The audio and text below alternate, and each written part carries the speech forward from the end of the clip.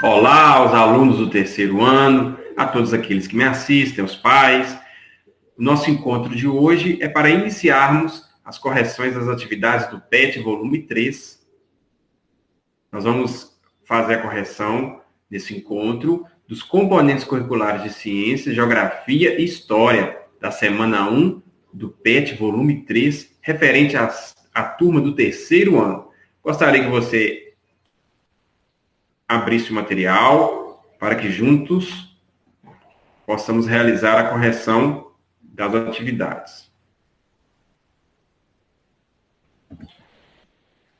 Então, os componentes curriculares, de ciências, geografia e história da semana 1. Vamos começar pelo componente curricular de ciências.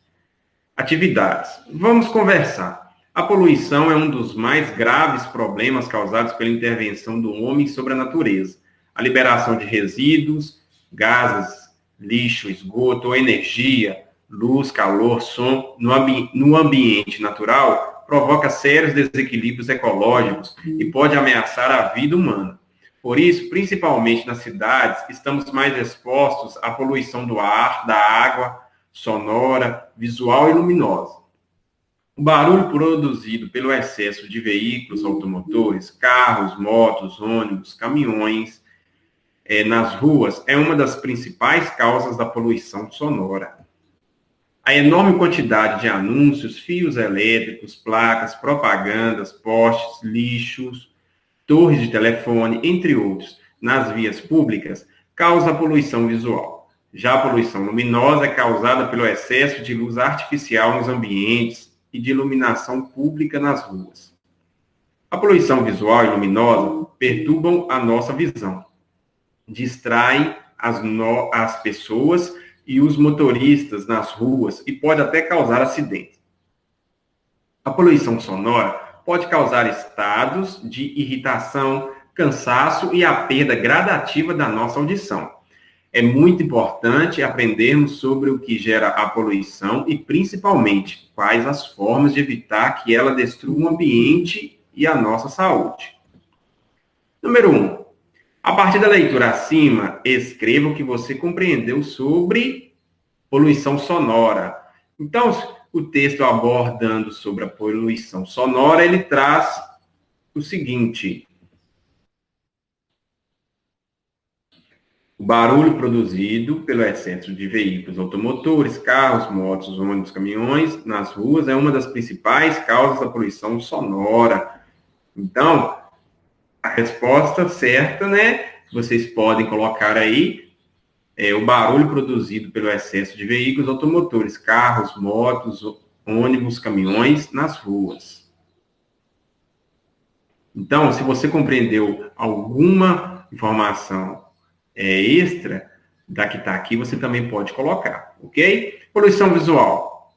Segundo o texto, é a enorme quantidade de anúncios, fios elétricos, placas, propagandas, postes, lixo, torres de telefone, entre outros, nas vias públicas. Vamos voltar no texto para a gente ver. Olha aqui, a enorme quantidade de anúncios, fios elétricos, placas, propagandas, postes, lixo, torres de telefone, entre outros, nas vias públicas, causa poluição visual. E a poluição luminosa? É o excesso de luz artificial nos ambientes e de iluminação pública nas ruas. Já a poluição luminosa é causada pelo quê? Pelo excesso de luz artificial nos ambientes e de iluminação pública nas ruas. Está nessa parte do texto. Número 2. Agora observe bem as duas imagens a seguir. Então, nós temos a imagem 1 e nós temos a imagem 2. Observem aí. Por que a imagem 1 apresenta um lugar mais adequado à nossa saúde visual e auditiva? Eu coloquei a resposta aqui, porque na imagem 2, olha a imagem 2, temos a poluição sonora, visual e luminosa. Nós temos muitos carros, muitos veículos que produzem a poluição sonora. Nós temos muitos postes, anúncios, placas que produzem a poluição visual. À noite, muitos postes, a iluminação produz também uma poluição luminosa, tá? Por isso, que na imagem 1, olha para você ver como é mais tranquila, né? Não tem todos esse tráfego, não tem toda essa estrutura da imagem 2. Por isso que na imagem 1 apresenta o lugar mais adequado à nossa saúde visual e auditiva. B. Na imagem 2, quais os tipos de poluição você observou? Então, na imagem 2, eu observei a poluição sonora, a visual, a luminosa e a do ar, né? Provocada pelos gases dos escapamentos dos veículos, né? 3. Identifique as causas da poluição utilizando a letra L para poluição luminosa, a letra S para poluição sonora e a letra V para poluição visual. Então, aparelho de som com música muito alto, S, né? Sonora. Sacos de lixo e entulhos na calçada, V, poluição visual. Vários locais soltando fogo de artifício, S. Iluminação das ruas em grandes cidades, L, né? Poluição luminosa. Horário do recreio da escola, poluição sonora, o S, né? As crianças gritando, correndo. V, várias placas de anúncios em um mesmo estabelecimento comercial, é a V, né? Visual. O próximo, excesso de luz artificial nos ambientes, a letra L, luminosa. Buzinas de carros nas avenidas, sonora. Postes de fiação elétrica nas ruas, visual. Muitas pessoas falando alto ao mesmo tempo, sonora. Vamos iniciar, então, a correção do componente curricular de geografia, das atividades deste componente curricular. Atividades, diferentes lugares, espaço urbano e rural. Dentre os diferentes lugares que formam o meio em que vivemos, hoje vamos falar do meio rural e meio urbano. Meio rural é o espaço compreendido no campo, é uma região não urbanizada destinada a atividades da agricultura e pecuária, extrativismo, turismo rural, civicultura ou conservação ambiental. É no espaço rural onde se produz grande parte dos alimentos consumidos no espaço urbano. Meio urbano é tudo aquilo que está relacionado com a vida na cidade e com os indivíduos que nela habitam, por oposição à rural, que é relativa ao campo ou interior. Número 1, observe as imagens e responda. Olha a imagem número 1 e a imagem número 2. Qual das imagens representa o meio urbano? É a imagem 2, né? Olha para você ver a pavimentação das ruas, os prédios, o tráfego de veículos, né? Os postes, as placas de sinalização e etc. Observando a imagem do meio rural, descreva suas características. Olha a imagem do meio rural. Não há asfalto, o chão é de terra e há alimentos plantados. Você mora no meio rural ou no meio urbano? Então, você vai colocar essa resposta de onde você mora. Essa resposta é pessoal. Os alunos que moram no meio urbano colocam meio urbano, e os alunos que moram no meio rural, no meio rural. Cidade versus campo.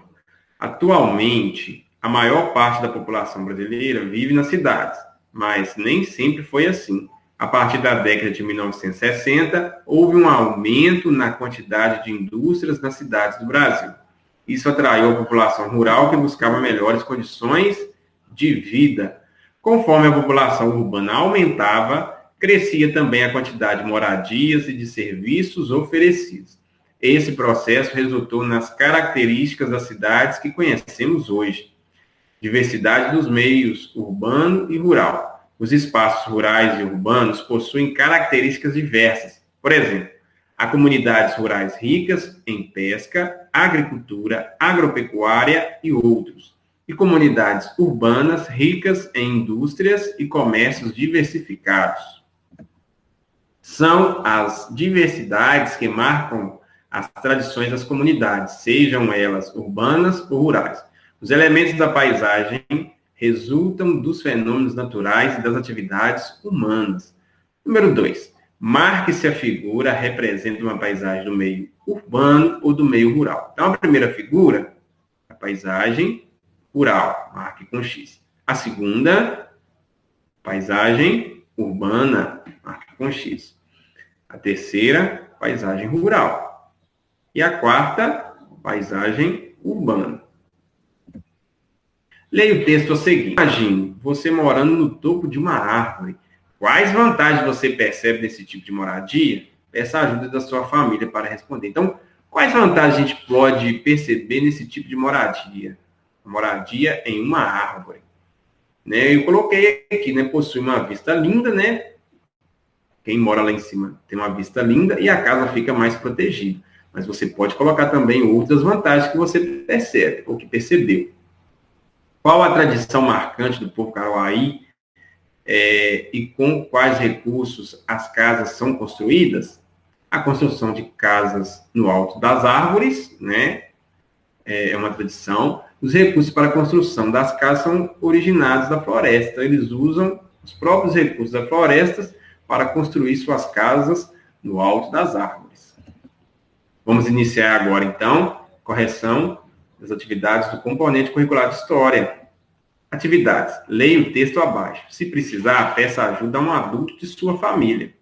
Patrimônio histórico e cultural. O termo patrimônio histórico e cultural diz respeito a tudo aquilo que é produzido do material ou imaterialmente pela cultura de determinada sociedade que, devido à sua importância, deve ser preservado por representar uma riqueza cultural para a comunidade e para a humanidade. Os profissionais que lidam diretamente com a identificação e preservação do patrimônio histórico e cultural são historiadores, antropólogos, paleontólogos, arquitetos e urbanistas, entre outros. A valorização do patrimônio histórico e cultural é a valorização da identidade. Por isso, preservar as paisagens, as obras de arte, as festas populares, a culinária ou qualquer outro elemento cultural de um povo é manter a identidade desse povo. O local onde vive. 2. Vamos investigar? Vivo em... Então, você vai escrever aqui o nome da sua cidade. Essa resposta é pessoal. Não é? Os alunos da minha escola, os meus alunos, é São Pedro dos Ferros, né? A zona rural de São Pedro dos Ferros. E nessa cidade, você vai colocar, de acordo com a sua cidade, né? Se possui a rua, local onde você vive. Se não ou sim possui rua, se sim, como é? Possui praça, mercado, feira livre, loja comercial, antiga, biblioteca pública, escolas, monumentos, igrejas, museus, sala de cinema. Então, todas aquelas que você marcar assim, você escreva na frente como é. Pesquise perguntando na sua família sobre lugares significativos e de destaque em sua cidade. Se eles tiverem fotos, peça para ver. Pode ser uma praça onde acontece uma festividade, ou uma rua que abriga uma feira popular, ou uma igreja, um monumento, etc. Preencha a tabela com as informações coletadas na pesquisa. Sua família pode ajudar. Então, essa resposta também, ela é pessoal. A partir dessa pesquisa na sua família, você vai preencher a tabela, né? Marco histórico do local onde vive. Questões. Qual o local registrado? Você escreve aí. Para que serve esse local? Quando foi construído? Qual o período do registro da fotografia? Se tiver a fotografia, é possível saber em qual ano a foto foi registrada? Qual o endereço deste local? Você consegue imaginar como era esse local há muito tempo atrás? Este local é significativo ou marcante para você e sua família? Este lugar existe há muito tempo ou é um lugar novo? Então, respondam aí. Todas as respostas são pessoais, a partir da sua pesquisa. 4. Observe as imagens e responda. Imagem 1, observa aí. Imagem 2. A imagem 1 é um registro da cidade de Ouro Preto. Ela fica no estado de Minas Gerais. Todos os anos, a cidade promove o Festival de Inverno. Olha a imagem 2. É uma festa muito importante para a comunidade local, pois suas atividades têm caráter educativo, artístico, cultural e social. Letra A. O que chama mais atenção nas imagens? Então, você vai escrever a resposta pessoal, porque o que chama mais a sua atenção nas imagens. Então, o que te chama mais atenção nas imagens? Escreva aí, segundo as suas palavras, daquilo que você percebe que chama mais atenção. Quais elementos presentes na imagem 1 permitem afirmar que se trata de uma rua antiga? Olha para você a imagem, olha para você ver a imagem 1, observa aí. Quais elementos que nós podemos perceber aqui que se trata de uma rua antiga? O tipo de calçamento, olha para você ver. O tipo de calçamento antigo, a arquitetura das casas, olha a arquitetura das casas, né? Modelos e fachadas das casas, tipo de janela e portas. Vocês podem ver que os modelos das fachadas das casas são antigos, a arquitetura é antiga. Então, por esses detalhes, nós podemos afirmar que se trata de uma rua antiga. Letra C. Você já participou de algum festival realizado por sua cidade? Se sim, escreva sim e explique. Se não, escreva não e explique por que não participou, ok? Essa também é uma resposta pessoal. Então, nós estamos finalizando a correção do nosso encontro de hoje. Espero que tenham gostado do vídeo e que tenha sido muito importante para vocês. Não se esqueça de se inscrever no canal, deixar o seu like e compartilhar esse vídeo. Até a próxima!